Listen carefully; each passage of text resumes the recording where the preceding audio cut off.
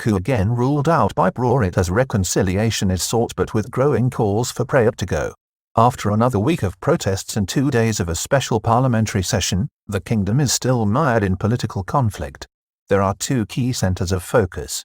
One is the now approved idea of a reconciliation committee, and the other is the growing chorus calling for the Prime Minister, Prayut Chan ocha, to step down to break the impasse.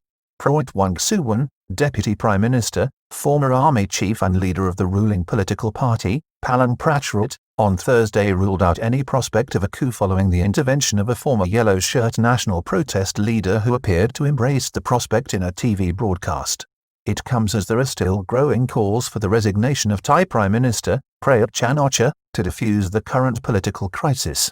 Deputy Prime Minister Prayut Chan, right, slapped down any idea of a coup d'état on Thursday after a TV news show broadcast a clip of former yellow-shirt leader, Sonthi Inset Left, in which the man who led nationwide protests against Thai governments from 2006 to 2009, suggested that a coup might pave the way for a national unity government. It comes as Parliament works towards a reconciliation committee, but also with a growing chorus of calls for the current Prime Minister, Prayut Chan ocha, Inset Centre, to step down.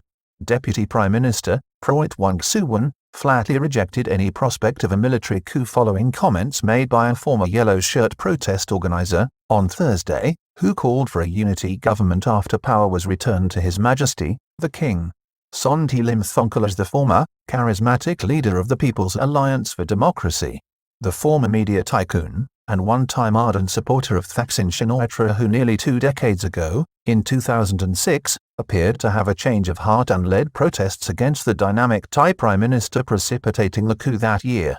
Mr. Sonthi later led national movements against elected governments aligned to Mr. Shinawatra in 2008 and 2009. Jailed for 20 years in 2016 for forgery relating to a bank loan but later released on a pardon, he was subsequently jailed for 20 years in 2016 on forgery charges linked to a bank loan before being pardoned in September 2019. Comments by Mr. Sonthi appeared on a clip aired by satellite TV channel on a program called News One, this Tuesday. In it, he said, "For me, a coup is not evil. If the constitution is to be amended, all involved must be allowed a say to make sure the charter is fair. A national unity government must be set up and it must be independent. Anyone who might be thinking of staging a coup must not make a mistake like the NCPO, which seized power and expanded it."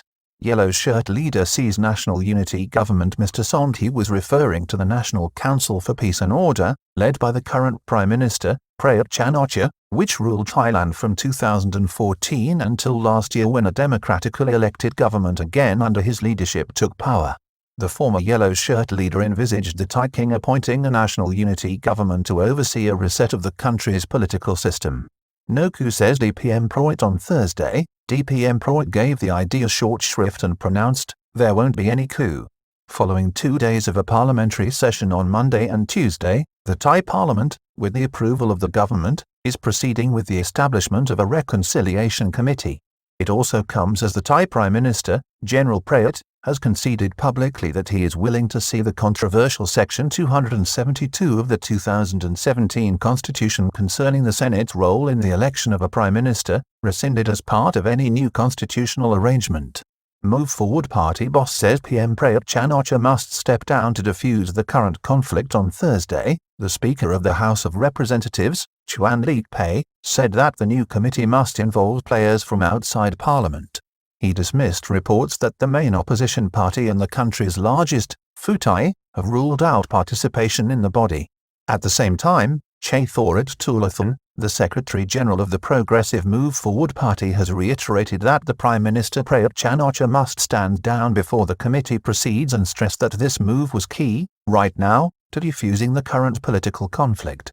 Former Prime Minister from 1991 and 1992 also hints that General Prayut must bow to the younger generation's demand for him to go. Meanwhile, at a forum in Bangkok hosted by a range of groups including the National Press Council and the Chulalongkorn University's Center for the Study of Peace and Conflicts, former Prime Minister, Anand Panayarachan, who served twice in 1991 and 1992 during similar political turmoil, called for a new charter or constitution which, he says, should be shorter.